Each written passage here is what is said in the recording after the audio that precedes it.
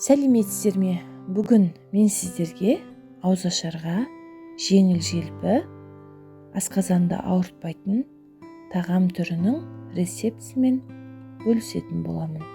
Ол үшін бізге күріш керек және де тауық еті, қызанақ пен бәдірен керек. Мінекей қызып тұрған пешке табамызды қойып қойдық. Табамыз қызғанша тауық етін турайтын боламыз. Тауық етін сыртын аламыз, өйткені асқазанды ауыртады. Сол үшін енді бөлікке бөліп, үлкен бөлікке бөлеміз. Өйткені қуырылғанда көлемі азайып қалмау үшін үлкендеу бөліктерге бөлетін боламыз.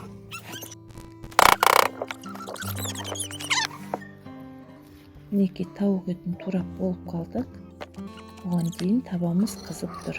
Енді үйдегі сармай қолдандым мен. Қуыруға өте дәмі ерекше болу үшін және де сармайым кішкене аздау болғандықтан сұйық майдан да қосып жібердім. Негізі құр сармайға істесеңіздер дәмі өте ерекше болады.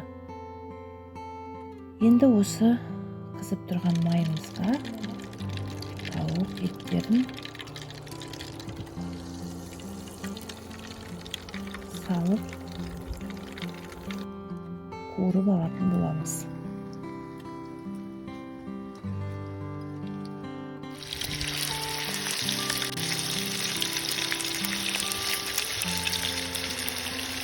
Жақсылап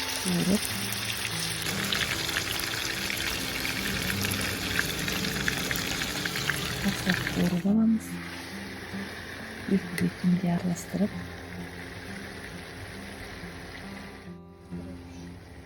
бұрыш саламыз. Дәм кіргізу үшін дәмдеуіштеріміз қосатын боламыз. Алдымен бұрыш, енді қызыл бұрыш. Дәміне қарай тұз салатын боламыз.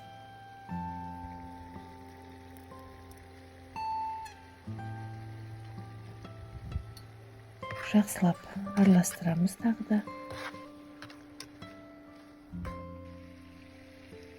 Енді қаймағымыздан 2 ас қасық немесе 3 ас қасық саламыз.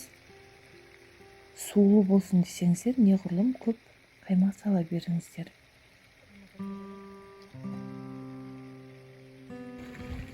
Қызарту үшін аздаған томат пастасын салатын боламыз. Енді жақсылап тағы да қаймақпен, томат пастасымен қуырып аламыз тауық етін. Иісі деген өте керемет шығып жатыр.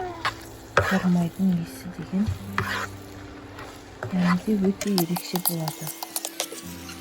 Жақсылап араластырып, бетін жауып 20 минутқа жай отта қойып қоямыз.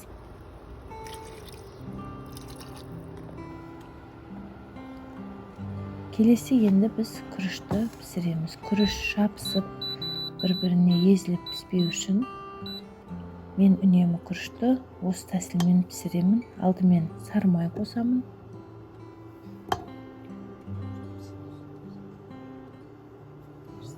Сармайға күрішті қуырсаңыздар, тал-тал болып, езілмей, әдемі болып піседі. Мінекей майымыз еріп жатыр. Еріген майымызға өздеріңізге отбасыңызға жететіндей күріш саласыздар. Мен өзімнің отбасыма кішкентай кесемен бір кесе жетеді. Күріштерімізді салып, екі бетін жақсылап араластырып тұрамыз. Біріне жабысып қалмау үшін қызарғанша күрішімізді қуырып аламыз. Бір кесе күрішке 1,5 кесе су құямыз. Күріштің беті жабылып тұратындай етіп. Енді бетін жауып, жай отқа қойып қоямыз. Мінекей күрішіміз пісіп қалды.